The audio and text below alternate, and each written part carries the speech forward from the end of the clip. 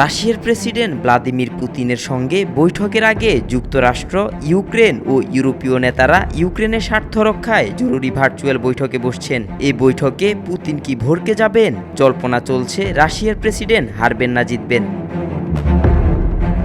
বুধবার German chancellor Friedrich মের্জের আয়োজনে এই বৈঠকে ন্যাটো মহাসচিব সহ ইউরোপের শীর্ষ নেতারা যোগ দেবেন। বৈঠকের মূল উদ্দেশ্য যুদ্ধবিরতির নামে কিয়েভের স্বার্থ বিসর্জন না দেওয়ার স্পষ্ট বার্তা।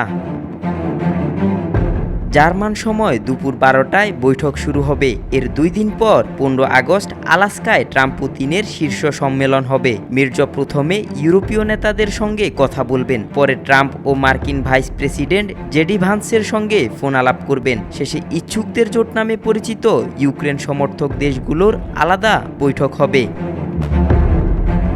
ট্রাম্প বলেছেন এই সম্মেলন হবে অনুভূতিপ্রবণ ও পরীক্ষামূলক, যাচাই করতে পুতিন সংঘাতের অবসানে সিরিয়াস কিনা। তবে ইউরোপীয়দের উদ্বেগ, ট্রাম্প ইউক্রেনকে রাশিয়ার দখলকৃত কিছু এলাকা ছেড়ে দেওয়ার প্রস্তাব দিয়েছেন।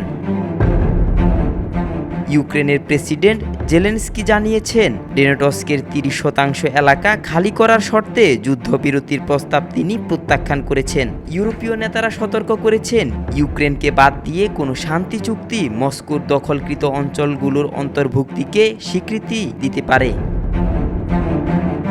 গত 24 ঘন্টায় রুশ বাহিনীর সঙ্গে 165টি সংঘর্ষ হয়েছে। খেরসনে ড্রোন হামলায় এক দম্পতি নিহত হয়েছেন। রাশিয়া দাবি করেছে তারা 46টি ইউক্রেনীয় ড্রোন ধ্বংস করেছে।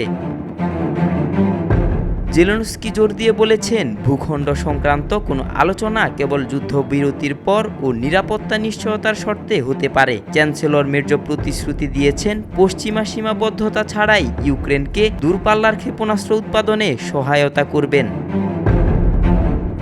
আব্দুল্লাহ আল নোমান, আজকাল।